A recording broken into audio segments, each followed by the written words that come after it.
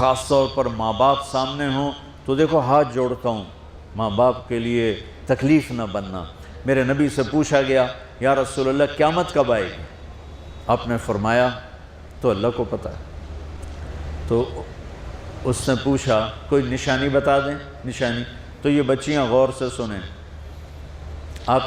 اس نے کہا یا رسول اللہ قیامت کب آئے گی؟ آپ نے فرمایا اللہ کو پتہ ہے۔ کہا کوئی نشانی بتا دیں؟ تو سنو، آپ نے فرمایا جب بیٹیاں بھی ماؤں کو ذلیل کریں گی قیامت آ جائے گی۔ یعنی بیٹے تو جب کر جاتے ہیں بدتمیزی اور بیٹیاں عام طور پہ فرمانبردار ہوتی ہیں، آپ نے فرمایا جب بیٹیاں بھی ماں کو ذلیل کریں گی تو قیامت آ جائے گی۔ تو بچوں، تمہارے استاد بھی تمہارے ماں باپ ہیں اور تمہارے ماں باپ بھی تمہارے ماں باپ ہیں۔ میرا اللہ کہتا ہے وَاخْفِضْ لَهُمَا جَنَاحَ الذُّلِّ مِنَ الرَّحْمَةِ، ان کے سامنے بچھ جا، لا تقل لهما اف کا اردو میں ہے ہم کہتے ہیں یہ ہوں کی آواز بھی نہیں آنی چاہیے۔ ویسے اف حقار، اف پتہ کیا ہوتا ہے؟ یہ اب ناخن تو آپ کو نظر نہیں آئے گا، اپنا ناخن دیکھ لینا، ناخن کے نیچے جو ہلکی سی میل جمع ہوتی ہے نا، اس کو عربی میں اف کہتے ہیں۔ کہ اتنا خفیف سا وزن بھی ماں باپ پہ مت ڈالو، ان کی دعا لے لو، دعا۔ وہ زیادتی کریں سہ جاؤ، زیادتی کریں پی جاؤ۔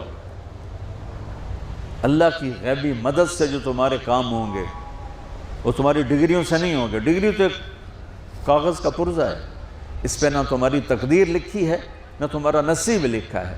تمہارا نصیب یہاں لکھا ہوا ہے، تمہاری تقدیر یہاں لکھی ہوئی ہے، اور یہ سرسبز اور ہری ہوگی تمہارے اخلاق کے ساتھ، تمہارے ایمان کے ساتھ۔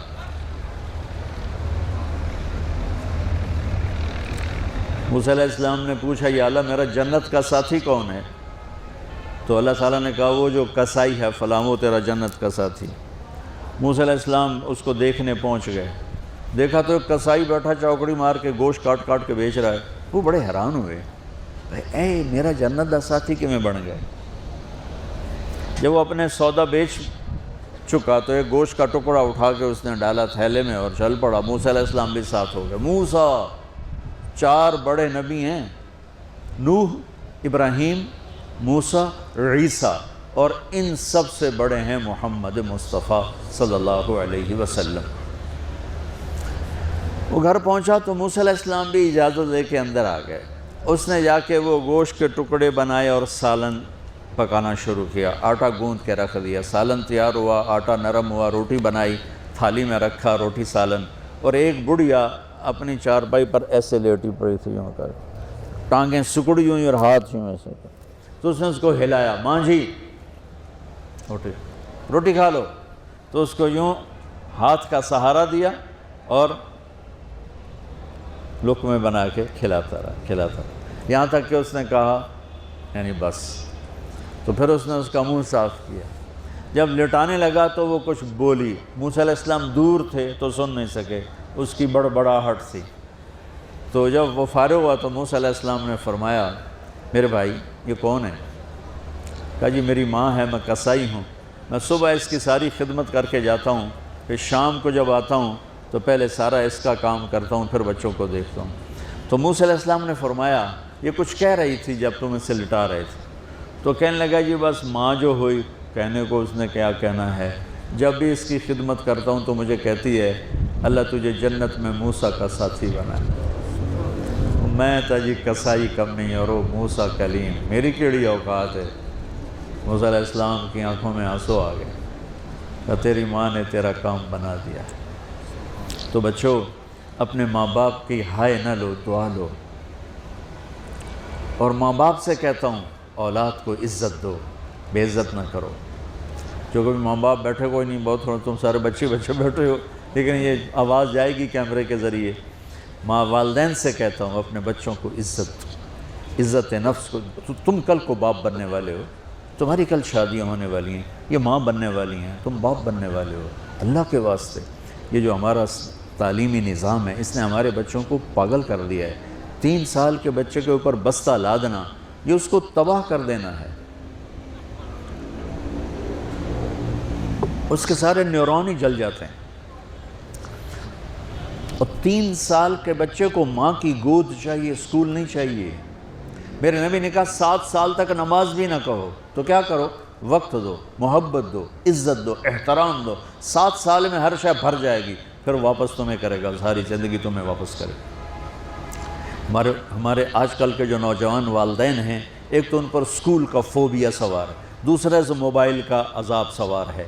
بچہ بات کرتا ہے، ماں موبائل میں لگی ہوئی، کوئی ڈرامہ وکھی جاتی، ہاں بکو کیا کہتے ہو، سن رہی ہوں. وہ وہیں فوت ہو جاتا ہے. بیوی بات کرنے لگتی ہے اور میاں صاحب فون میں لگ جاتے، میاں صاحب بات کرنے لگتے ہیں، بیگم فون میں لگ جاتی. یہ تو ہماری زندگی اتنی لائف کوالٹی گندی ہو چکی ہے کہ انہیں کھانے پر بھی سکون نصیب نہیں، کھانے پر بھی کاروبار کر رہے ہوتے. بھلا روٹی کھا رہے ہو، زہر کھا رہے ہو، چلو گنجا ٹوائلٹ میں ٹیلی فون سن رہے ہوتے، 2 آوازیں آ رہی ہوتی ہیں وہاں.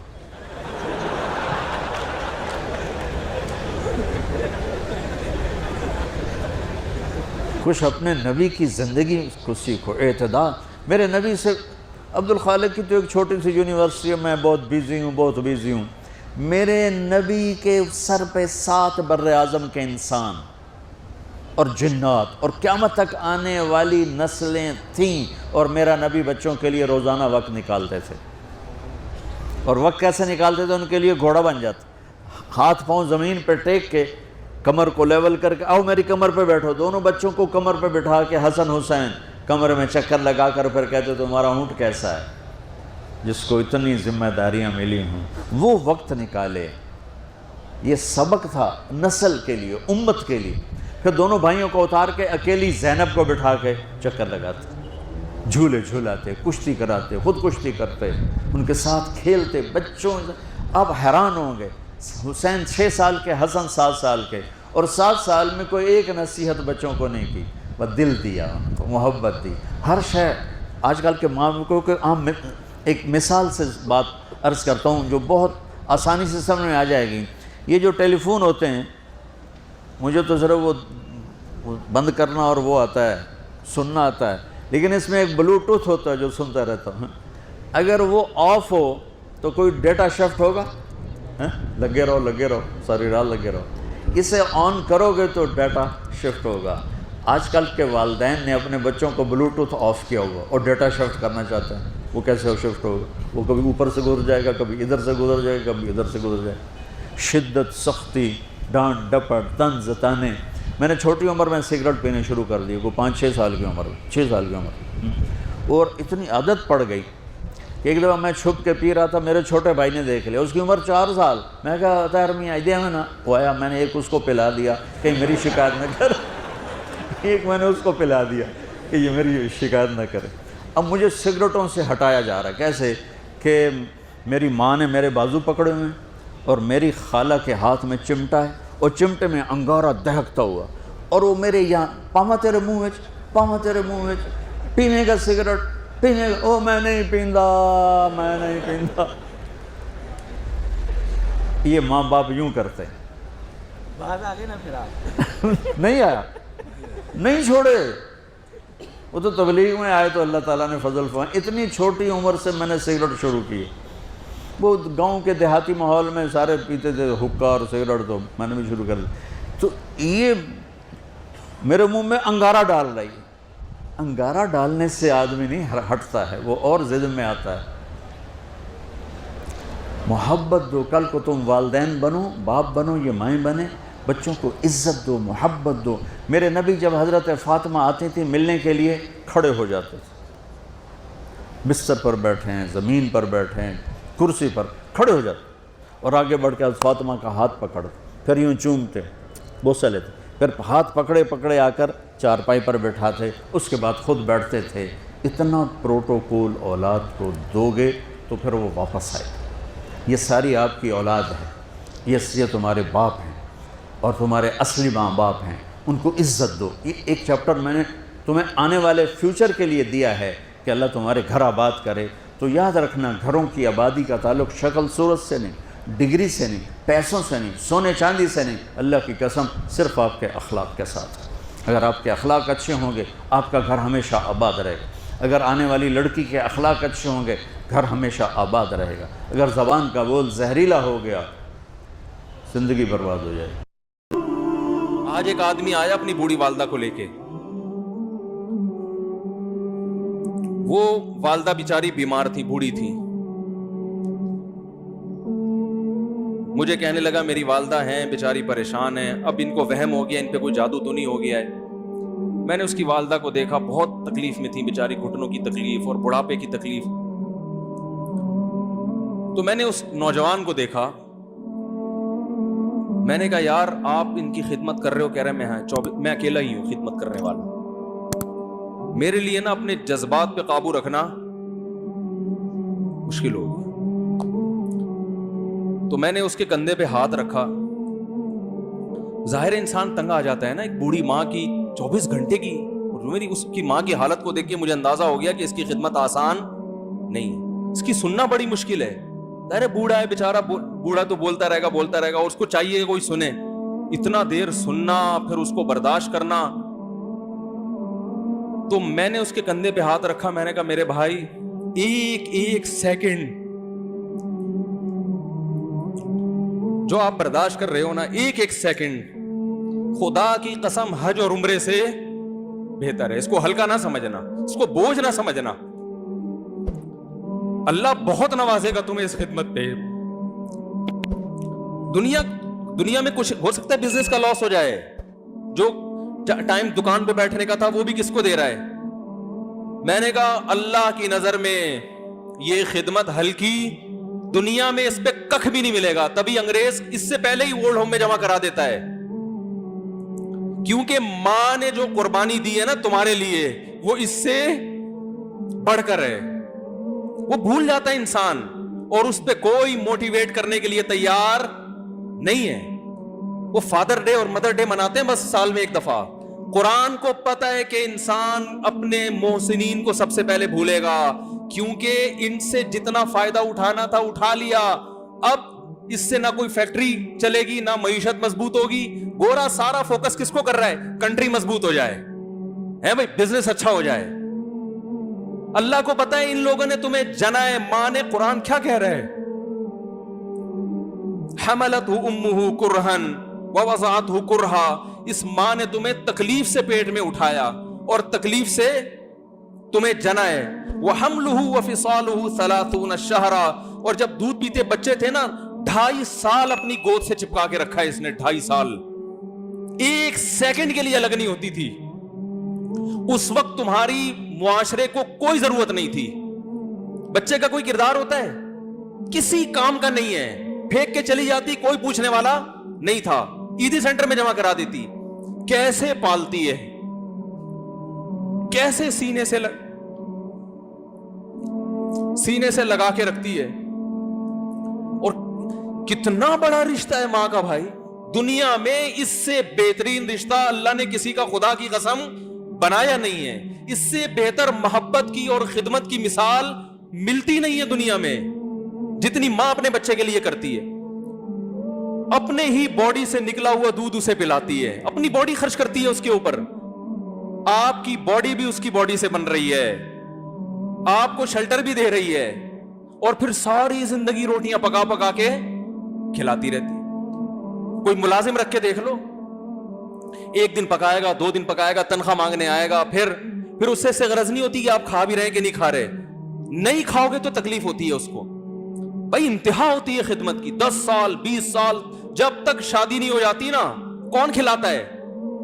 ہر وقت فکر، ناشتہ کیا نہیں کیا، کھانا کھایا نہیں کھایا، یہ کھا لے وہ کھا لے، یہ نہیں اچھا لگتا وہ پکا دیتی ہوں۔ وہ بھائی کسی کو کرائے پر لے کر آؤ، کسی کو تنخواہ پہ رکھو، خدا کی قسم عذاب میں آ جائے گا، تنگ آ جائے گا تھوڑے دنوں میں وہ۔ اور کمال در کمال یہ کہ انتہائی ایسی خدمت کرنے کے بعد اس خدمت کا معاوضہ بولو بھائی نہیں مانگتی۔ تو جب وہ بوڑھی ہوتی ہے تو انسان وہ سارا پروسیس بولو بھائی بھول جاتا ہے۔ اب اس کو یہ بوجھ لگتا ہے، کھانس رہی ہے، گھٹنوں میں تکلیف ہے۔ میں ایک اکثر واقعہ سناتا ہوں نا، کہ ایک بوڑھے نے اپنے بچے سے پوچھا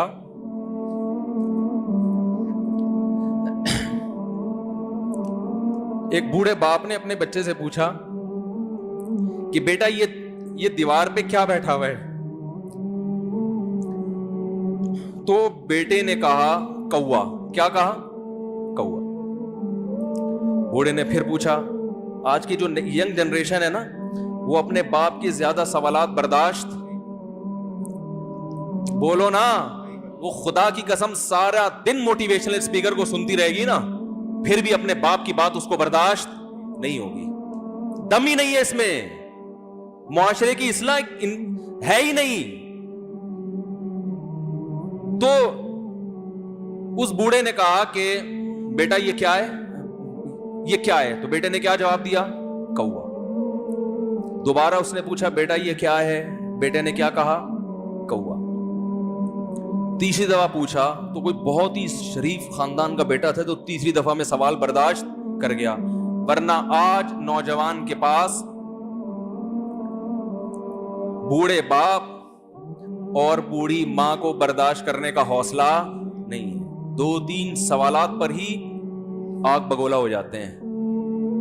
وہ مجھ سے کہتے ہیں میرے ابا ایسے, میرے پاپا ویسے. او بھائی, اگر تیرے ابا اچھے ہوتے تو اچھا تو دوست بھی ہو تو اس کے ساتھ اچھا سلوک کرنا چاہیے نا. ابا اما تو خراب ہوں پھر اچھا سلوک کرنے کا حکم, اس لیے کہ ان کے احسانات ان کی برائیوں سے بولو زیادہ ہیں. جو احسان انہوں نے کر دیا وہ ایسا آپ پر احسان کر دیا ہے کہ اب اس کا بدلہ قیامت تک آپ نہیں چکا سکتے. تو وہ باپ نے دوبارہ پوچھا, تیسری دفعہ پوچھا یہ کیا ہے؟ تو بیٹے نے کہا کیا ایک سوال کی پخ لگا کے رکھی, کچھ اور کام کر لو ابا, بار بار ایک ہی سوال ریپیٹ کر رہے ہو. تو باپ کو اپنا زمانہ یاد آیا. اس نے کہا بیٹا جب تو چھوٹا تھا نا تو نے 20 مرتبہ مجھ سے پوچھا تھا کہ ابو یہ 20 مرتبہ پوچھا تھا اور میں ایک دفعہ بھی میں نے جھنجھلا کے جواب بولو نہیں دیا. تو چونکہ بچہ بھول جاتا ہے کہ میری ماں نے میرے لیے کیا کیا, اور خود ماں بھی بھول جاتی ہے, حقیقت تو یہ ہے, باپ بھی بھول جاتا ہے کہ میں نے اپنی اولاد کے لیے کیا کیا. اللہ چونکہ یاد رکھتا ہے اس لیے اس نے قرآن میں بار بار ماں باپ کو بیان کیا ہے, بہت زیادہ بہت زیادہ. وَوَصَّيْنَا الْإِنسَانَ,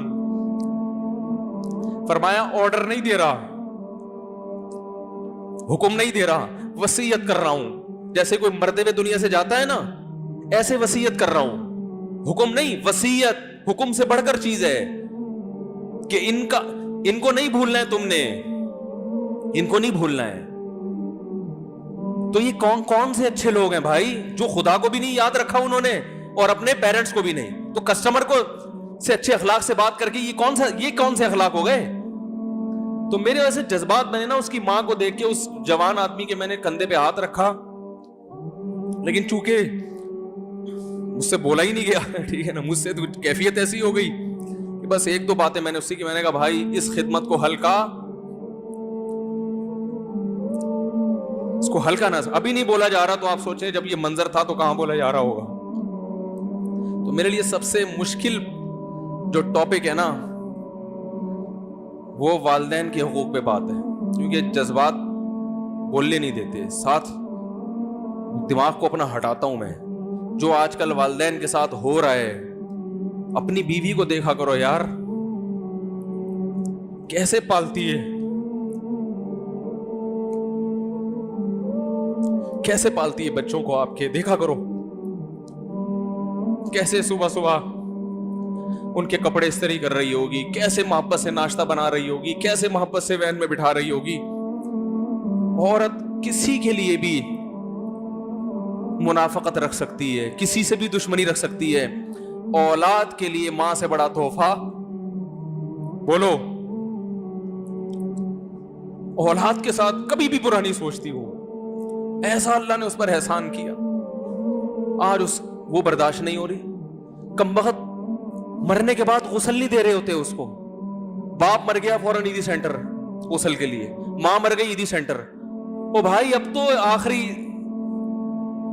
آخری سفر ہے, بیٹی کو چاہیے ماں کو گود میں بٹھا کے غسل دے. فخر کرے, اس کی باڈی پہ ہاتھ نہیں لگا رہے مر گئی ہے. کیسے یہ ہے؟ اللہ کے ہاں میرے بھائی تمہاری دولت کی کوئی ویلیو بولو نہیں ہے. تم کتنے بڑے سائنٹسٹ بن جاؤ, پہلے انسان بنو. انسان کچھ دنیا سلوٹ کرے گی مرنے کے بعد, خدا نہیں مانے گا. بہت سے لوگوں کی قبروں پہ 21 توپوں کی سلامی ہوتی ہے, بڑے بڑے پروٹوکول دیے جاتے ہیں. آخرت میں پتا چلے گا کہ کتنی توپوں کی سلامی کا مستحق تھا, کتنی توپوں کی سلامی کا حقدار تھے. آخرت میں پتا چلے گا.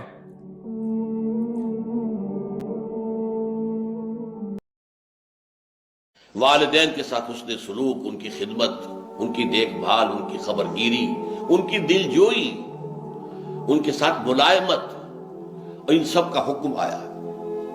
اور اس میں جو بات میں نے عرض کی تھی کہ اس میں والدین میں سے والدہ کا حق 3 درجے فائق ہے. اس کو ایک تو قرآن مجید کے 2 مقامات سے سمجھ لینا چاہیے. ایک مقام ہم پڑھ چکے ہیں سورہ لقمان کا دوسرا رکوع, وَوَصَّيْنَا الْإِنسَانَ بِوَالِدَيْهِ حَمَلَتْهُ أُمُّهُ وَهْنًا عَلَى وَهْنٍ وَفِصَالُهُ فِي عَامَيْنِ أَنِ اشْكُرْ لِي وَلِوَالِدَيْكَ إِلَيَّ الْمَصِيرُ. اور ہم نے انسان کو وصیت کی ہے, تاکید کی ہے, حکم دیا ہے والدین کے ساتھ حسن سلوک کا, اور اس میں خاص طور پر ماں کا معاملہ. اٹھائے رکھا اسے ماں نے اپنے پیٹ میں, کمزوری پر کمزوری جھیلتے ہوئے, تکلیف پر تکلیف برداشت کرتے ہوئے. کیا کچھ بیتتی ہے عورت پر حمل کے دور میں, شروع میں تو نہیں, لیکن جو آخری ایام ہوتے ہیں, آخری چند مہینے جو ہیں, ان میں اس کا بڑا جو ہے پورے وجود جو ہے اس کے اوپر اس کا گہرا اثر ہوتا ہے. حملتہ امہ وہنا علی وہن, کمزوری پر کمزوری برداشت کرتے ہوئے. وفصالہ فی عامین, اور پیدائش کے بعد 2 سال تک وہ جوک کی طرح چمٹا رہتا ہے اس کی چھاتیوں سے, اور دودھ کی شکل میں عورت کے جسم کی توانائی جو ہے در حقیقت وہ منتقل ہو رہی ہے, ماں کے جسم کی توانائی منتقل ہو رہی ہے بچے کے جسم کو. اور 9 مہینے جو پیٹ میں رہا ہے تو براہ راست ماں کا خون ہے کہ جو اس کو پرورش دے رہا ہے, اور اسی کے ذریعے سے اس کی تمام جو ارتقاء ہو رہا ہے اس کا, اور اس کا یہ جنین کا درجہ بدرجہ بڑھنا, یہ در حقیقت ساری اس کے لیے توانائی اور اس کے لیے غذا وہ ماں کے خون کے ذریعے سے پہنچ رہی ہے. اب یہاں ظاہر بات ہے والدہ کا تو ذکر کر دیا, والد کا نہیں کیا, اس لیے کہ واقع بات یہ ہے کہ ہمارے وجود میں آنے میں جو ذریعہ ہے, اگرچہ اس میں والد کا حصہ ہے, نطفہ تو باپ کا ہے, لیکن یہ کہ اس میں جو مشقت جھیلتی ہے وہ ماں جھیلتی ہے. 9 مہینے کا حمل, اور پھر اس کے بعد دودھ پلانا. آج کل تو خیر دودھ پلانا کم ہو گیا, اگرچہ کتنی ریسرچز سامنے آ رہی ہیں کہ ماں کے دودھ سے بہتر کوئی دودھ نہیں. جو بچے ماں کے دودھ پر پلتے ہیں وہ صحت مند ہوتے ہیں, بیماریوں سے بچے رہتے ہیں. عورتیں بھی جو نہیں بریسٹ فیڈنگ کرتی ہیں, اپنے بچوں کو دودھ نہیں پلاتی ہیں اپنی چھاتیوں سے, انہیں بیماری ہوتی ہے. کینسر زیادہ انہیں ہوتا ہے, بریسٹ کینسر جو ہے, چھاتیوں کا کینسر, وہ ان عورتوں کو زیادہ ہوتا ہے کہ جو اپنے بچوں کو دودھ نہیں پلاتی. اس کے باوجود ظاہر بات ہے آج کل جو تصور ہو گیا ہے عورتوں کے اندر اپنے جسمانی چستی کو برقرار رکھنا, وہ در حقیقت اس کے لیے یہ سارے کے سارے کام کرتی ہیں. لیکن یہاں پر میں آپ سے عرض کر رہا تھا کہ والدہ کا حق جو ہے زیادہ فائق بیان کیا گیا. میں نے کہا تھا 3 درجے, وہ 3 درجے کا معاملہ وہ بعد میں آپ کو بتاؤں گا, وہ ایک حدیث نبوی کی روح سے ہے. لیکن یہاں یہ آ گیا کہ والدین کے حق میں, خاص طور پر ماں کے حق کے لیے, حملتہ امہ وہنا علی وہن وفصالہ فی عامین ان اشکر لی ولوالدیک. اللہ نے وصیت کیا کی کہ شکر کرو میرا اور اپنے والدین کا. اب یہاں دیکھیے پھر اللہ نے اپنے ساتھ بالکل متصل کر دیا ہے, شکر کرو میرا اور اپنے والدین کا. میں تمہارا خالق ہوں, حقیقی رازق میں ہوں, حقیقی رب میں ہوں, تمہیں پالنے پوسنے والا میں ہوں, پالنہار میں ہوں, سب کچھ میں ہوں, لہذا پہلے شکر تو میرا کرنا ہوگا, انشکر لی. لیکن یہ کہ عالم واقعہ میں میرے اس ربوبیت کا جو اظہار ہوا ہے, میری اس تخلیقی عمل کا جو اظہار ہوا ہے, وہ تمہارے والدین کے ذریعے ہوا ہے. تو انشکر لی ولوالدیک, اور اپنے والدین کا شکر ادا کرو. یہ بات میں نے بہت مرتبہ آپ کو بتائی ہے کہ قرآن مجید میں جو اہم مضامین ہیں وہ کم سے کم 2 مرتبہ ضرور آتے ہیں. چنانچہ دیکھیے سورہ احقاف کے اندر یہ مضمون دوبارہ آیا ہے. وَوَصَّيْنَا الْإِنسَانَ بِوَالِدَيْهِ وَوَصَّيْنَا الْإِنسَانَ بِوَالِدَيْهِ إِحْسَانًا، اور ہم نے انسان کو وصیت کی ہے، حکم دیا ہے، تاکید کی ہے اپنے والدین کے بارے میں کہ حسن سلوک اختیار کرو، ان کی خدمت کرو، ان سے محبت کرو، ان کی دلجوئی کرو، ان کے احساسات کو جو ہے ٹھیس نہ پہنچاؤ، ان کی امیدیں اور توقعات جو ہیں ان کو ٹھیس نہ پہنچاؤ. اب وہاں فرمایا حملتہ امہ کرہا ووضعتہ کرہا وحملہ وفصالہ 30 شہرا. اس کی ماں نے اسے اٹھایا رکھا تکلیف جھیلتے ہوئے، کرہن ووضعتہ، اور پھر اسے جو ہے جنا ہے. اب یہ جو عمل ہے پیدائش کا کس قدر تکلیف دہ ہوتا ہے عورت کے لیے. پچھلے زمانے میں تو آپ کو معلوم ہے کہ عورت کا وضع حمل کے بعد زندگی کو سمجھا جاتا تھا کہ نئی زندگی کے لیے، اس درجے یہ پرخطر معاملہ ہوتا تھا.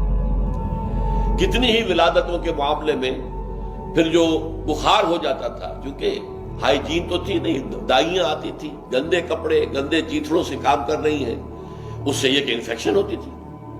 اور پھر جو یہ بخار ہو جاتا تھا اس میں وہ تو انتہائی ڈیڈلی. اور پھر ظاہر بات ہے کہ وہ اینٹی بایوٹکس بھی نہیں تھے کہ اس انفیکشن کا کوئی علاج کیا جا سکے. آج کل تو معاملہ بہت بہتر ہو چکا ہے، لیکن یہ کہ واقعتاً پچھلے زمانے میں چائلڈ برتھ کے بعد عورت کی زندگی ایک نئی زندگی ہوتی تھی. لیکن یہ کہ آج بھی تکلیف جو جھیلتی ہے، ویسے اب یہ اس میں بھی ایک معاملہ غلط ہو گیا ہے، اور وہ یہ ہے کہ تکلیف سے بچنے کے لیے آپریشن کا راستہ اختیار کیا جا رہا ہے. امریکہ وغیرہ میں، یورپ میں تو اس کا بہت رواج ہو گیا ہے. نہ عورت تکلیف جھیلنے کو تیار، اور ڈاکٹروں کے لیے آمدنی بہت ہے. آپریشن کرے گا یا کرے گی کوئی لیڈی ڈاکٹر تو اس کو آمدنی کتنی ملے گی؟ نارمل اگر ڈیلیوری ہے تو اسے کیا ملے گا؟ کچھ بھی نہیں.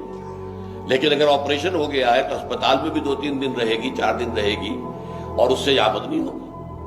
اور اس سے پھر یہ ہے اور طرح طرح کی جو ہے وہ خرابیاں پیدا ہو رہی ہیں. آج کل اس کے خلاف بڑا پروپیگنڈا ہو رہا ہے امریکہ کے اندر کہ مت کرو یہ کام.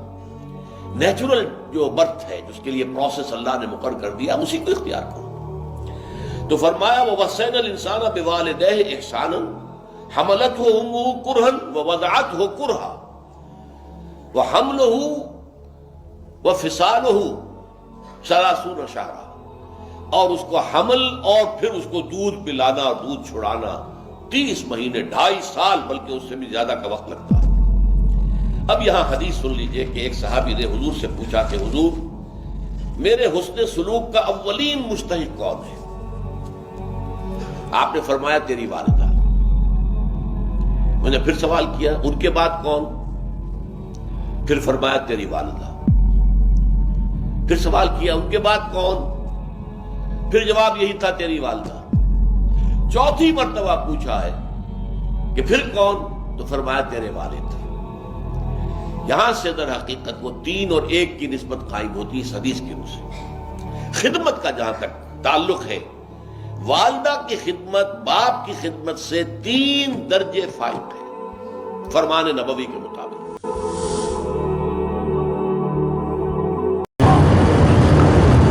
اور والدین کا اتنا بڑا مرتبہ ہے کہ ایک دفعہ حضور کے صحابی ہیں، یعنی صحابی کا مقام آپ سن چکے ہیں. حضرت علقمہ رضی اللہ تعالی عنہ جب موت کا وقت قریب آیا تو زبان پہ کلمہ شہادت نہیں جاری ہو رہا. صحابہ بڑے گھبرائے، حضور کی خدمت میں پہنچے اور آ کے عرض کیا کہ یا رسول اللہ، اکرمہ کی سکرات کا وقت ہے، موت کا وقت ہے، لیکن ان کی زبان پہ کلمہ شہادت نہیں آ رہا. حضور نے فرمایا کہ اس کے والدین میں کوئی زندہ ہے؟ انہوں نے کہا حضور والد تو فوت ہو گئے، ماں زندہ، بوڑھی ہے، معذور ہے. حضور پاک تشریف لے آئے اور فرمایا اس کی والدہ سے کہ تم علقمہ کے بارے میں کیا کہتی ہو؟ انہوں نے کہا حضور بڑا اچھا آدمی ہے، آپ کا صحابی ہے، نمازی ہے، پرہیزگار ہے، میں نے کہا نہیں میں یہ نہیں پوچھ رہا، میں پوچھ رہا ہوں تم راضی ہو؟ نے کہا نہ یا رسول اللہ میں راضی نہیں۔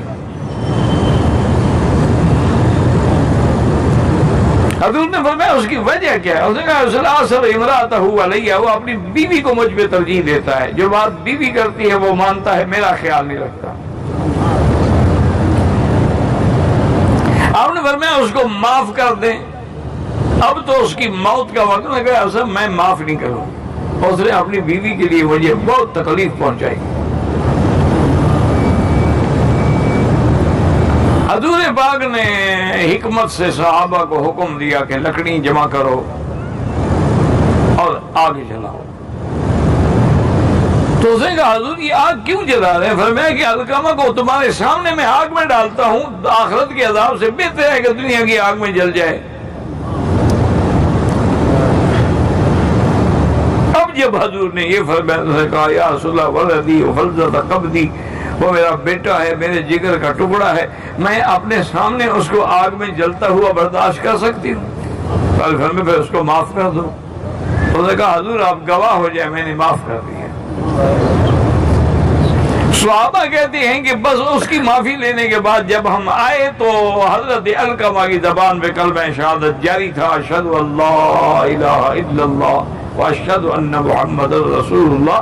یعنی والدین کا اتنا بڑا مقام ہے کہ صحابی کی زبان بند ہو گئی کہ ماں ناراض،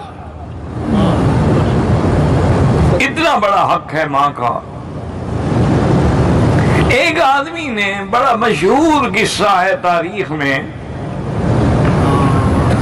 کہ اس نے اپنی والدہ کو، بوڑھی ماں کو بالکل کندھوں پہ اٹھا کے تمام مناسک ادا کیے، مینا گیا، عرفات گیا، مزدلفہ گیا۔ پہلے لوگ تو صحیح طریقے سے حج کرتے تھے نا، جان تو نہیں چھڑاتے تھے، آج کل تو جان چھڑاتے ہیں نا جی، بس ٹھیک ہے جی آ گئے، عرفات ہو گیا، بات ختم، میری کنکریاں مار دینا، اور یار میری ڈیوٹی ہے، میں سویا نہیں، مجھے نیند آئی ہے۔ پہلے تو صحیح معنوں میں حج ہوتا تھا، مینا ہے مینا ہے، عرفات ہے عرفات ہے، مزدلفہ ہے مزدلفہ ہے، رمی جمرات ہے، ہر کام اسلوب اور سنت کے مطابق ادا ہو۔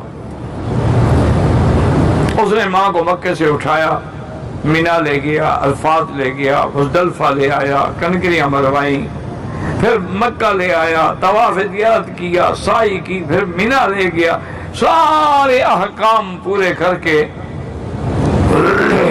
طواف الوداع کرایا، کندھے پہ اٹھایا ہوا ہے، اور دل میں کہنے لگا کہ الحمدللہ، اور یہ ایک دفعہ نہیں 7 حج کرائے اسی طرح والدہ کو، ہر سال حج پہ لیا۔ دل میں ایک دن کہنے لگا کہ چلو شکر ہے اللہ کا کہ میں نے ماں کا حق ادا کر دیا۔ رات کو جب سویا تو خواب میں دیکھا کہ ایک اللہ والے ہیں یا فرشتہ ہے پتہ نہیں ہے، لیکن وہ کہتا ہے اللہ کے بندے ایک رات تو نے بستر پہ پیشاب کر دیا اور شدید سردی کی رات تھی، اسی وقت تیری ماں اٹھی اور اس نے تجھے اٹھایا اور اس گندے کپڑوں کو دھویا، اور اس کے بعد جو کہ عورتوں غریبوں کے بعد کپڑے نہیں ہوتے، وہ جو گیلی طرف تھی اس پر خود سوئی اور تمہیں ساری رات سینے پہ لٹایا کہ میرے بچے کو سردی نہ لگ جائے۔ اور میں یہ 7 حج تو اس ایک رات کا بھی بدلہ نہیں ہے، تم کہتے ہو میں نے ماں کے حق ادا کر دیا، کیا کہہ رہے؟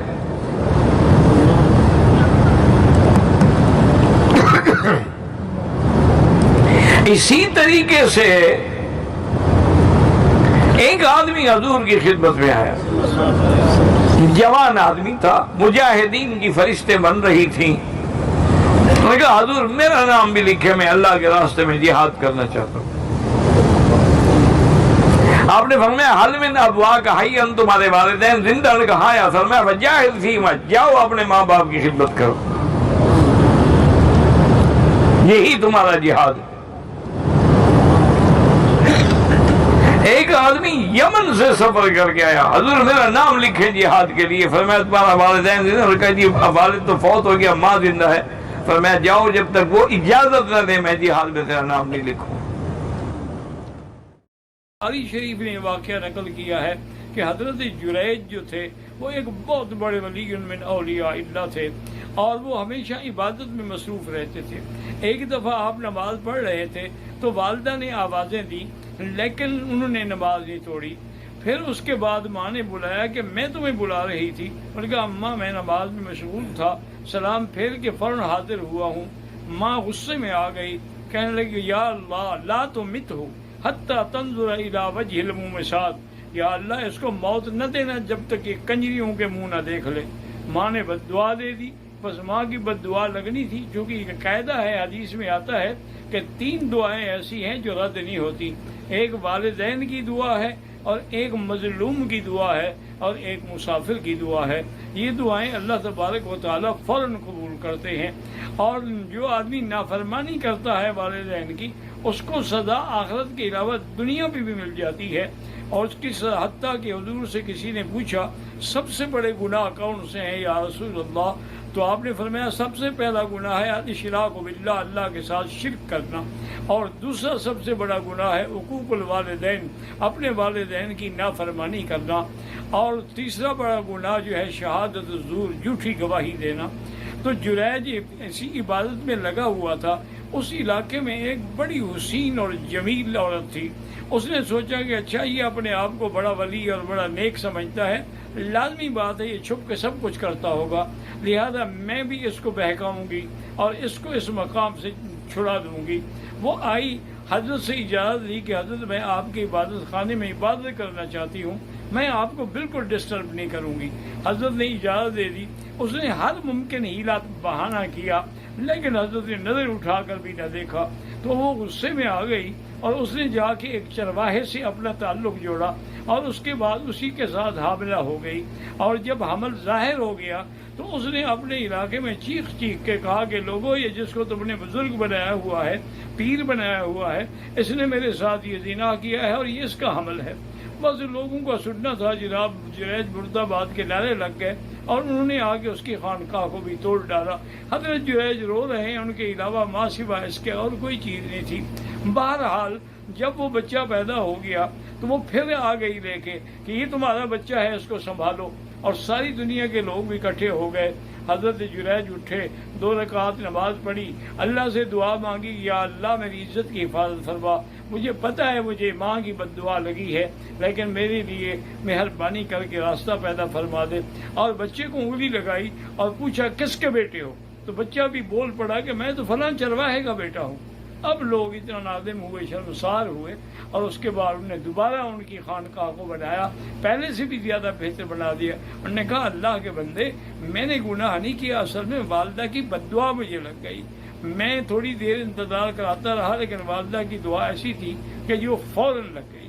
اسی طرح صحیح احادیث میں آتا ہے کہ 3 آدمیوں پر غار کا دہانہ بند ہو گیا تو سب نے کہا بھی اپنے اپنے اعمال صالحہ پیش کرو، تو ان میں ایک نے اپنا عمل یہی پیش کیا کہ میں جب دودھ لے کے آتا تھا اور جانور شام کو لے کے آتا تھا، بچے انتظار میں ہوتے تھے، لیکن پہلے جا کر میں اپنے ماں اور اپنے باپ کو پلاتا تھا، اس کے بعد بچوں کو پلاتا تھا۔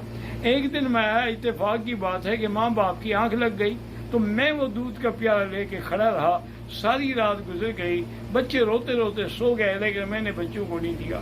صبح جب ان کی آنکھ کھلی پہلے میں نے ان کو دودھ پلایا اور اس کے بعد لے کے میں آیا اور بچوں کو اٹھایا پھر ان کو دودھ پلایا۔ یا اللہ آپ جانتے ہیں اگر میرا یہ عمل خالص تیری رضا کے لیے تھا تو ہمارے غار کا پتھر جو ہے وہ ہل جائے، ہمارے لیے راستہ پیدا فرما دے، تو اس کے اس عمل کی وجہ سے اللہ نے غار کا راستہ جو ہے وہ کھول دیا ہے۔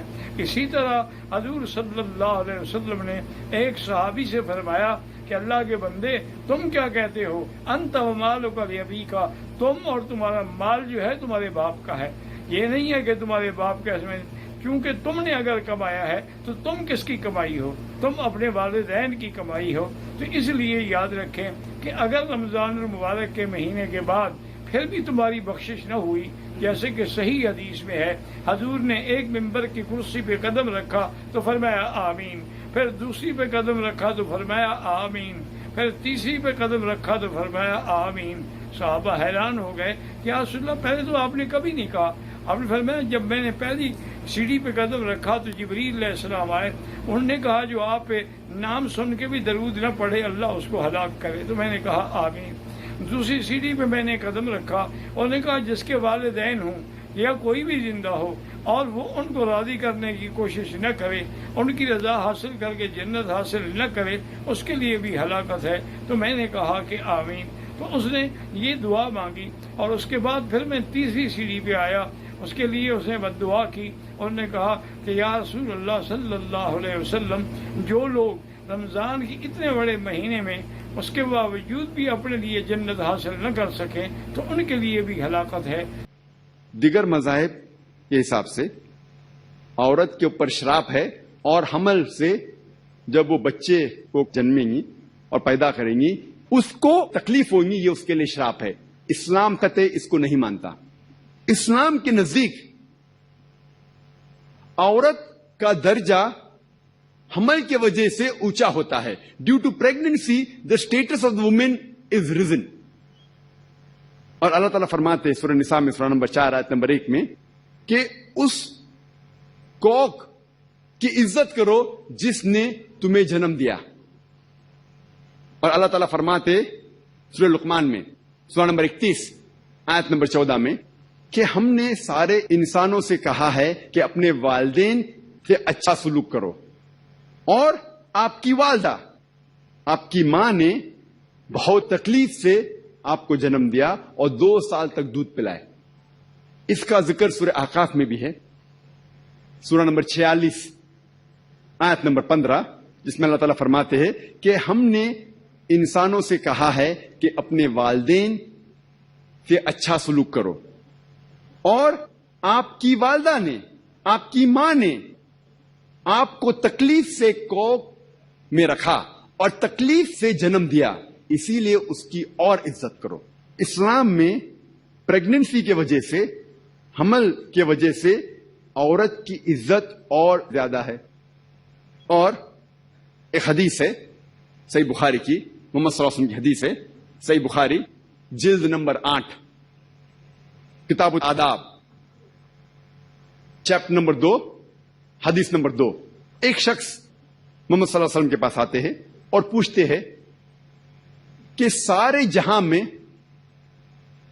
کون سا انسان ہے جس کے ساتھ سب سے اچھا سلوک کرنا چاہیے، کمپیشن اور لو کرنا چاہیے۔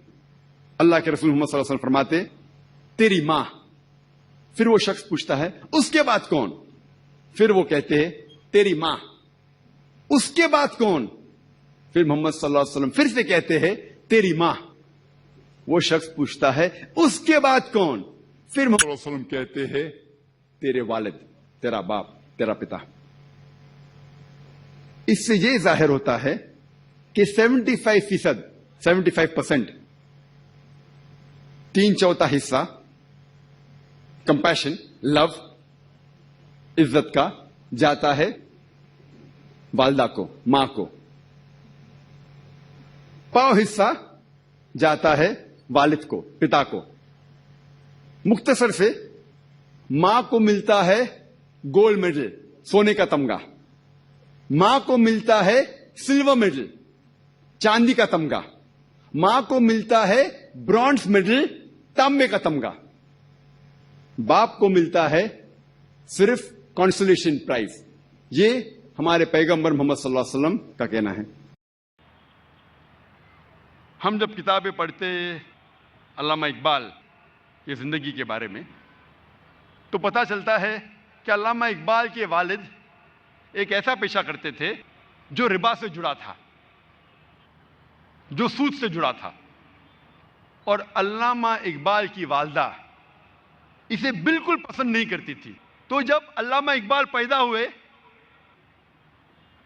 علامہ اقبال کی والدہ نے اپنے چھاتی کا دودھ، اپنا دودھ اپنے بیٹے کو نہیں پلایا۔ وہ چاہتی تھی کہ میرے بیٹے کے جسم میں ایک بوند بھی حرام کمائی نہیں جائے۔ تو علامہ اقبال کی والدہ نے کیا کیا؟ اپنے زیورات بیچے جو خود کے تھے، الحمدللہ حلال کمائی کے تھے، زیورات کو بیچ کے ایک بکری خریدی اور اس بکری کے دودھ سے پرورش کی علامہ اقبال کی، اور اللہ نے پھر ان کے شوہر کو ہدایت دی اور وہ بھی سیدھے راستے پہ آ گئے، اور پھر اللہ نے ایسا شخص علامہ اقبال جیسا شخص بنایا۔ ایسی کئی مثال ہے، اور ایک مثال ہے والدہ کی، شیخ عبد القادر جیلانی کی رحمۃ اللہ علیہ۔ شیخ عبد القادر جیلانی رحمۃ اللہ علیہ الحمدللہ توحید پہ تھے، اور انہوں نے اس شہر ہندوستان میں اسلام کا دین پھیلایا، ان کا بڑا ہاتھ ہے، اور وہ توحید پہ تھے، اسلام کا صحیح پیغام گھروں تک پہنچایا۔ اور ان کی والدہ نے شیخ عبد القادر جیلانی رحمۃ اللہ علیہ کو سکھایا تھا کہ بیٹا تو ہمیشہ سچ بولنا، کبھی جھوٹ مت بولنا، چاہے تیرا نقصان ہو چاہے تیری جان جائے۔ ایک وقت جب شیخ عبد القادر جیلانی رحمۃ اللہ علیہ جب ایک سفر کر رہے تھے تو ان کی والدہ نے کچھ اشرفیاں ان کے کپڑے میں سی دی تاکہ وہ گم نہ جائے، تاکہ کوئی انہیں چوری نہ کرے۔ جب وہ سفر پہ نکلتے ہیں تو ایک ڈاکوؤں کا گروہ انہیں پکڑ لیتا ہے، اور جب جانچ پڑتال کرنے کے بعد کچھ پیسہ نہیں ملتا ہے تو وہ ڈاکو کہتے ہیں شیخ عبد القادر جیلانی رحمۃ اللہ علیہ سے کہ تیرے پاس کچھ پیسے نہیں؟ انہوں نے کہا ہاں ہے، میری ماں نے میرے کپڑوں میں سی لی ہے، اور وہ جگہ دکھاتے ہیں۔ وہ ڈاکوؤں نے کہا کہ اگر یہ بچہ ہمیں نہیں بتاتا تو ہمیں کبھی یہ اشرفیاں نہیں ملتی ہے۔ وہ اتنے خوش ہوئے اس بچے کے ایمانداری سے اور پوچھا کہ تم نے ہمیں سچ کیوں کہا؟ تو اس نے کہا کہ میری ماں نے مجھے سکھایا ہے کہ کبھی جھوٹ نہیں بولنا، چاہے میری جان جائے۔ وہ ڈاکو اتنے خوش ہوئے کہ انہوں نے ڈاکہ ڈالنا چھوڑ دیا۔ ایسے کئی مثال ملتے ہیں۔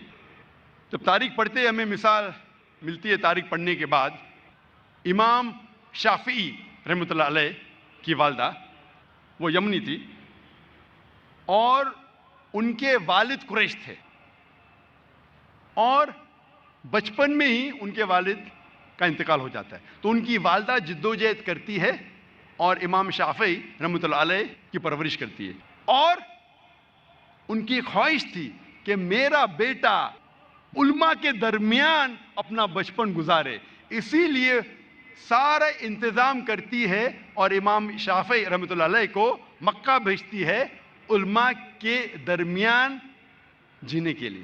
تو بچپن سے امام شافعی رحمۃ اللہ علیہ علماء کے درمیان ان کی پرورش ہوتی ہے، اور اللہ سبحانہ و تعالی ایسے ایک امام کو کھڑا کرتے ہیں، امام شافعی رحمۃ اللہ علیہ۔ قربانی تھی، پلاننگ تھی ان کی والدہ کی، مستقبل سوچا ان کے والدہ نے۔ میں اور ایک مثال دوں گا امام بخاری کی رحمۃ اللہ علیہ۔ امام بخاری کی والدہ کا بڑا ہاتھ ہے امام بخاری کی پرورش کرنے کے لیے رحمۃ اللہ علیہ۔ امام بخاری رحمۃ اللہ علیہ کی یادداشت بہت بہترین تھی، بہت پختہ تھی، لیکن افسوس کی بات ہے کہ بچپن میں ہی وہ اپنی آنکھ کی روشنی کھو دیتے ہیں۔ آنکھ کی روشنی کھونے کے بعد اس وقت کے سب سے بہترین ڈاکٹر کو دکھانے کے باوجود ان کی آنکھ کی روشنی نہیں آتی۔ اس کے بعد امام بخاری رحمۃ اللہ علیہ کی والدہ روز لگاتار اپنے رب، اپنے خالق اللہ سبحانہ و تعالی سے دعا کرتی ہے کہ میری بیٹی کی روشنی لوٹا دے۔ اس کے بعد کئی عرصوں بعد اللہ سبحانہ و تعالی ان کی والدہ کی دعا سنتے، اور ان کی والدہ کے خواب میں آتے ہیں حضرت ابراہیم علیہ السلام، اور حضرت ابراہیم علیہ السلام فرماتے کہ تیرے بیٹے کی روشنی لوٹا دی گئی ہے، اور صبح کو امام بخاری رحمۃ اللہ علیہ وہ پھر سے دیکھ سکتے ہیں۔ تو یہ مثال ہے والدہ کی کس طریقے سے انہوں نے اپنے بچوں کی پرورش کی. میں اور ایک مثال دوں گا. دو لوگ تھے جو آپس میں بہت محبت کرتے تھے, فاروق اور صالحہ. اور فاروق اور صالحہ آپس میں محبت کرتے تھے. انہوں نے شادی کی. شادی کے 3 مہینے بعد جہاد کا اعلان ہوتا ہے اور فاروق جاتے ہیں جہاد پر. جہاد کے جانے سے پہلے وہ اپنی اہلیہ, اپنی بیوی صالحہ کو 30,000 دینار دیتے ہیں. 30,000 دینار ایک یوکے کے آدمی نے کیلکولیٹ کیا اور کہا کہ وہ ہوتے 2 ملین پاؤنڈ. 2 ملین پاؤنڈ کو میں تبدیل کروں گا روپیے میں, ہو جاتا ہے 15 کروڑ روپیے. وہ دیتے ہیں 30,000 دینار, 2 ملین پاؤنڈ, 15 کروڑ روپیے اپنی اہلیہ کو, اور کہتے ہیں کہ اسے محفوظ رکھو, اسے خرچ مت کرو, میں جہاد کے لیے جا رہا ہوں. اور پھر وہ جہاد کے لیے جاتے ہیں اور کہتے ہیں کہ انشاءاللہ میں 3 مہینے میں واپس لوٹوں گا. ان کے جانے کے چند مہینے بعد ان کی اہلیہ صالحہ کو ایک بیٹا پیدا ہوتا ہے. 1 سال گزرنے کے بعد ان کے شوہر واپس نہیں آتے. 2 سال گزرنے کے بعد واپس نہیں آتے. 2.5 سال بعد ایک شخص آ کے کہتا ہے صالحہ سے کہ میں نے تمہارے شوہر فاروق کو دیکھا کہ وہ گر گئے اور وہ گھائل ہو گئے. پھر چند سال گزرتے ہیں, پھر بھی فاروق واپس نہیں آتے. تو اس کی اہلیہ سمجھتی ہے کہ میرے شوہر کا انتقال ہو گیا. لیکن 30 سال بعد فاروق واپس مدینہ لوٹتے ہیں اور ان کی خواہش تھی کہ میں میری اہلیہ سے ملوں. لیکن وہ بہت پرہیزگار تھے. مدینہ میں آنے کے ساتھ سب سے پہلے جاتے مسجد میں نماز پڑھنے کے لیے. نماز پڑھنے کے بعد وہ دیکھتے ہیں کہ کئی علماء آپس میں علم کے بارے میں گفتگو کر رہے ہیں, اور ان میں سے ایک نوجوان, تقریباً 30 سال کا نوجوان, جس کا نام تھا شیخ عبد الرحمن, وہ سب سے بہترین عالم تھا. وہ اس سے کافی متاثر ہوتے. پھر وہ جاتے ہیں اپنے گھر کی طرف. جب گھر میں داخل ہوتے ہیں تو اپنی بیوی صالحہ سے ملتے ہیں. وہ دونوں خوشی کے مارے رو پڑتے ہیں.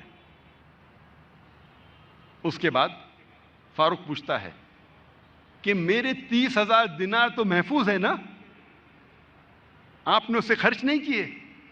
تو اس کی اہلیہ پوچھتی ہے آپ گھر آنے کے پہلے مسجد گئے تھے؟ ہاں بالکل صحیح, میں مسجد گیا تھا. وہاں آپ نے علماء کو دیکھا؟ ہاں میں دیکھا. کیسے؟ بہت اچھے. خوشی کی بات ہے کہ اس شہر میں ایسے علماء ہیں. تو اس کی اہلیہ اس سے پوچھتی ہے سب سے بہترین عالم آپ کو کون لگے؟ تو فاروق کہتے سب سے بہترین عالم تھے شیخ عبد الرحمن. تو اس کی اہلیہ پوچھتی ہے کہ اگر اللہ آپ کو شیخ عبد الرحمن جیسا علم دے تو آپ کتنا خرچہ کر سکتے اس علم کے لیے؟ تو فاروق کہتا ہے یہ سارے 30,000 دینار میں خرچ کر سکتا ہوں ایسا علم حاصل کرنے کے لیے. پھر اس کی بیوی پوچھتی ہے کہ اگر آپ کا بیٹا ہو, اسے ایسا عالم بنانے کے لیے آپ کتنا خرچ کریں گے؟ تو فاروق کہتے میں 30,000 دینار سے زیادہ خرچہ کر سکتا ہوں, 15 کروڑ روپے سے زیادہ خرچہ کر سکتا ہوں اپنے بیٹے کو شیخ عبد الرحمن بنانے کے لیے.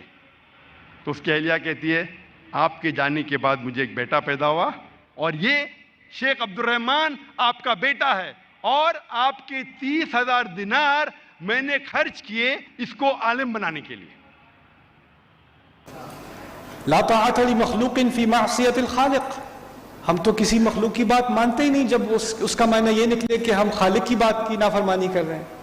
جو حقوق بیوی کو, بچوں کو, والدین کو, بہن کو, بھائی کو اللہ نے دے دیے وہ کسی اور کے لینے کی گنجائش ہی نہیں ہے. میری بیوی مجھے آ کے نہیں کہہ سکتی اپنی ماں سے بات نہ کیا کرو, ان کو وزٹ نہ کیا کرو, ان کے لیے کوئی تحفہ نہ لے کے دیا کرو, وہ بھی تمہارے ساتھ اتنی مین ہوتی ہیں, تم نہیں کر سکتے ان کے ساتھ. وہ ہوتی کون ہے کہنے والی؟ بیوی ہے, اس کا میرے اوپر حق ہے ایک دائرے میں, لیکن اس کا میری ماں کے ساتھ جو ریلیشن شپ ہے اس میں اس کا کوئی حق نہیں ہے, وہ الگ دائرہ ہے.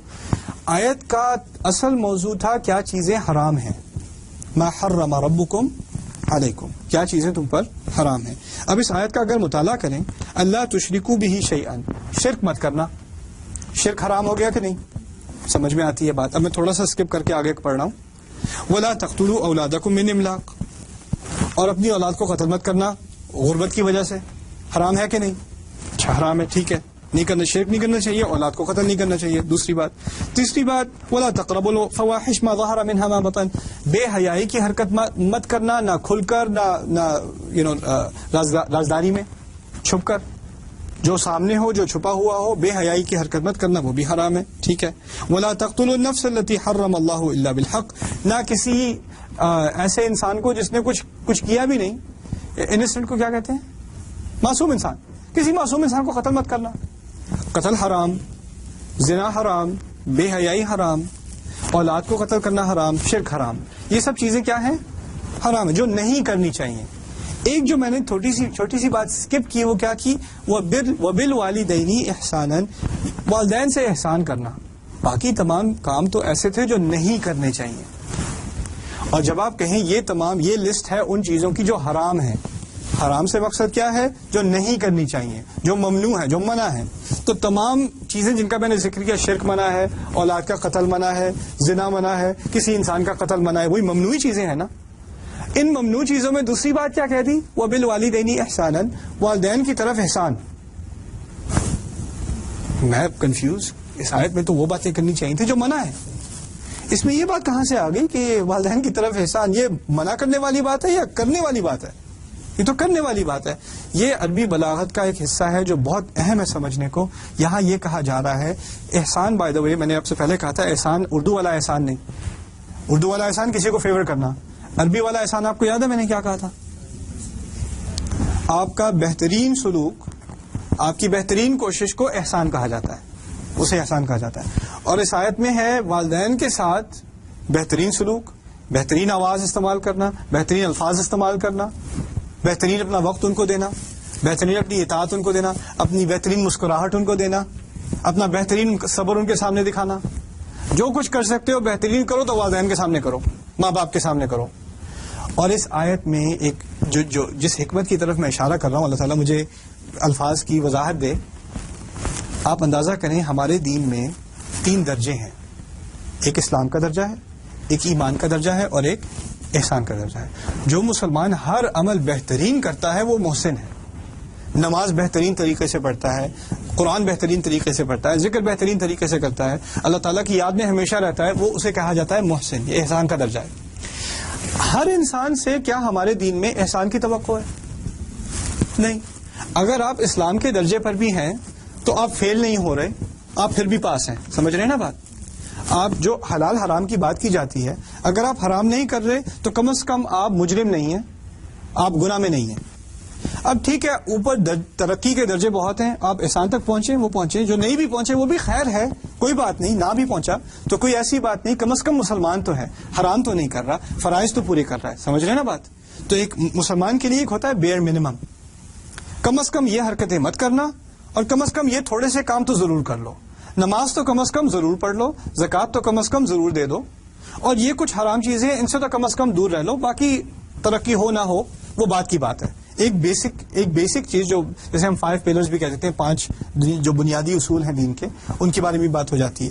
لیکن اس آیت میں جو عظیم بات کہی جا رہی ہے, ایک واحد معاملہ ہے دین کا جس میں اگر احسان سے کم کرو گے تو حرام ہے. یہ سمجھنے کی بات ہے. ایک معاملہ ہے دین کا جس میں اللہ تعالیٰ نے یہ نہیں کہا کہ جو ترقی کرے وہ احسان کرے, باقی بھی خیر ہے. نہ, والدین کے ساتھ احسان سے ایک درجہ بھی کم حرام ہے. اس لیے اس آیت میں ذکر ہے. اپنی بہترین کوشش والدین کے ساتھ, یہ تمہاری منیمم ایکسپیکٹیشن ہے.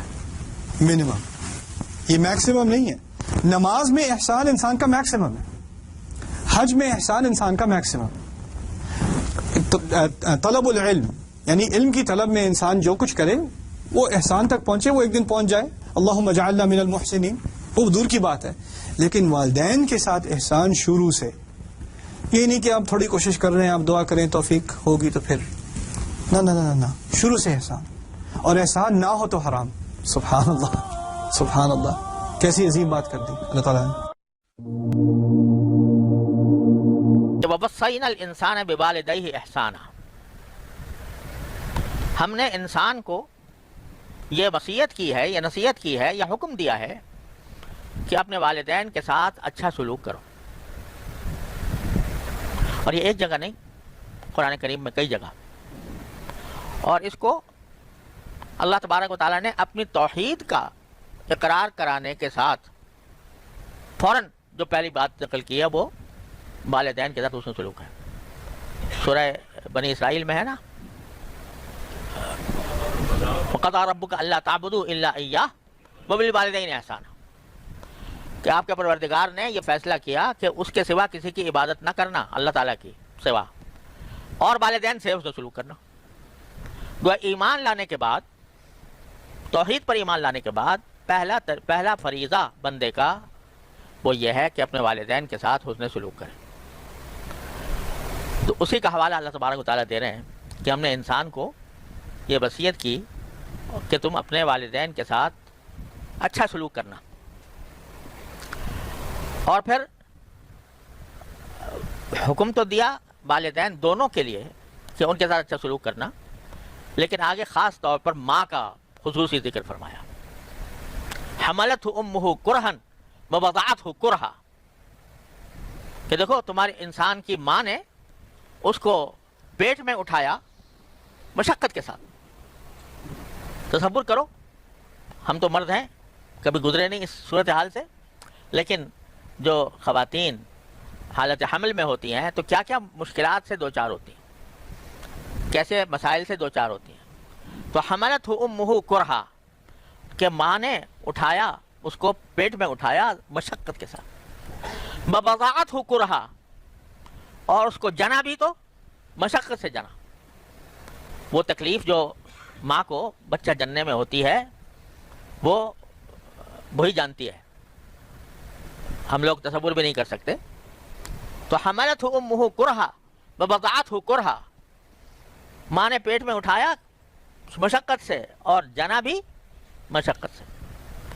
وحملہ وفصالہ 30 شہرا، اور اس کا پیٹ میں اٹھانا حمل اور اس کا دودھ چھڑانا یہ سب کم سے کم 30 مہینے کا ہے. تو یہ فرما رہے ہیں کہ تمہیں یاد نہیں رہتی یہ بات کہ تمہارے زندگی کا دنیا میں آنے کے لیے ماں نے کتنی مشقتیں اٹھائیں. کم سے کم تمہارے دودھ چھوڑانے تک کم سے کم 2.5 سال، 30 مہینے. تو جس ماں نے اتنی مشقتیں اٹھائیں اور اس کے بعد تم اس قابل ہوئے کہ روٹی کھا سکو، ورنہ تمہارے اندر روٹی کھانے کی بھی طاقت نہیں تھی، تو اس ماں کو کے ساتھ اگر احسان نہیں کرو گے، اس کے ساتھ حسن سلوک نہیں کرو گے، کتنی بڑی ناشکری ہے، کتنی بڑی کمینگی ہے کہ اس ماں کے ساتھ جس نے اتنی مشقتیں اٹھا کر تمہیں دنیا میں تم وجود میں آئے، اس کو تم اس کی تم نافرمانی کرتے ہو، اس کو تکلیف پہنچاتے ہو، اس کے ساتھ بے طرح گفتگو کرتے ہو، بات ایسی کرتے ہو کہ جس سے اس کا دل ٹوٹے. تو اللہ تعالیٰ نے ذکر تو کیا والدین کا پہلے کہ ہم نے والدین کو کے ساتھ حسن سلوک کی وصیت کی ہے، اس کا حکم دیا ہے، اس کا تاکید کی ہے، لیکن آگے ذکر جو ہے خاص طور پر ماں کا ہے، کیونکہ جتنی مشقت ماں اٹھاتی ہے اتنا باپ نہیں اٹھاتا. اسی لیے نبی کریم صلی اللہ علیہ وسلم نے پہلے فرمایا کہ کس کی اطاعت کریں تو فرمایا ماں کی، پھر پوچھا کس کی اطاعت کریں، کہا ماں کی، پھر پوچھا کس کی اطاعت کریں، کہا ماں کی، پھر پوچھا کس کی اطاعت کریں، کہا باپ کی. یعنی 3 حصہ ماں کی کا حق زیادہ ہے باپ کے مقابلے میں. تو اس لیے اللہ تعالیٰ نے باپ کی مشقت کا ذکر نہیں کیا. زیادہ باپ کا کام یہ ہے کہ وہ اس کے لیے دودھ کا، اگر یا تو دودھ تو ماں ہی پلاتی ہے بیچاری، ورنہ اگر کہیں دودھ نہ ہو تو کہیں بازار سے لے آئے، پیسہ خرچ کر دے. لیکن जिस्मानी मशक्कत बाप को कुछ नहीं होती, औलाद की परवरिश में कोई मशक्कत नहीं होती, उसको मशक्कत सारी माँ उठाती है, लिहाजा उसका हक भी ज़्यादा बता दिया। अब आगे अल्लाह ताला फरमाते हैं कि जब माँ बाप जो हैं वो परवरिश कर कर के जब उसको इस हालत में ले आते हैं कि वो अच्छा खासा भला चंगा हो जाता है, हत्ता इज़ा बलगा अशुद्धहु व बलगा 40 सना, यहाँ तक कि जब वो अपनी सबसे ज़्यादा पुख्तगी, कुव्वत की पुख्तगी को पहुँच जाता है और 40 साल की उम्र का हो जाता है, कुहूलत को पहुँचने लगता है, तो उस वक्त माशाल्लाह खुद भी बच्चों वाला हो जाता है आमतौर पर। तो अब उसकी तवज्जो जो है वालिदैन की तरफ इतनी नहीं रहती और उनका चूँकि एहतियाज नहीं रहती माँ बाप की अपनी ज़िंदगी गुजारने में। अब उसकी अपनी बीवी है, उसके अपने बच्चे हैं, उसका अपना मामला है, तो इस वास्ते वो मोहताज नहीं है वालिदैन का। तो बारी ताला फरमा रहे हैं कि लेकिन जो तारीफ उस शख्स की कर रहे हैं कि जो 40 साल पहुंचने के बाद भी अपने वालिदैन को याद रखे। याद रखने के माना ये कि जो हुस्न सुलूक पहले कर रहा था वो करना था एहतियाज की वजह से, अपनी एहतियाज की वजह से, अपनी हाजत की वजह से, अब बावजूद उसके मोहताज न होने के तब भी उनके हक में दुआ करता है, रब्बी औज़िअनी अन अशकुर निअमतक अल्लती अनअमत अलैया व अला वालिदैया व अन अअमल सालिहन तर्ज़ाह इन्नी व अस्लिह ली फी ज़ुर्रियती इन्नी तुब्तु इलैका अंत व इन्नी मिनल मुस्लिमीन। तो 40 साल के होने के बाद का जो ख़ास तौर पर जिक्र फरमाया है वो बज़ाहिर इस वजह से है कि इस उम्र पर पहुंचने के बाद आम तौर से बंदा जो है वो वालिदैन से अपने आप को मुस्तगनी समझने लगता है। अब वही माँ कि जब कोई ज़रा भी तकलीफ होती थी तो उसको पुकारता था, किसी बच्चे ने बाहर मार दिया तो माँ को पुकार रहा है, अगर पेट में दर्द हो गया तो माँ को पुकार रहा है, सर में दर्द हो गया तो माँ को पुकार रहा है। अब 40 साल का पहुंचने के बाद अब उससे बेनियाज हो गया ना, अब खुद मुख्तार हो गया, तो अब वो बालौकात माँ बाप की बातें भी बुरी लगने लगती हैं। ये तो मैं कुछ और सोच रहा हूँ, ये कुछ और सोच रहे हैं, माँ बाप जो हैं वो किसी बात को कह रहे हैं, वो हमें पसंद नहीं आ रही। तो उस मरहले पे जाकर बंदा बसा औकात वालिदैन के हुस्न सुलूक वालिदैन से करने के बजाय उल्टा उनके लिए तकलीफ का सबब बनने लगता है।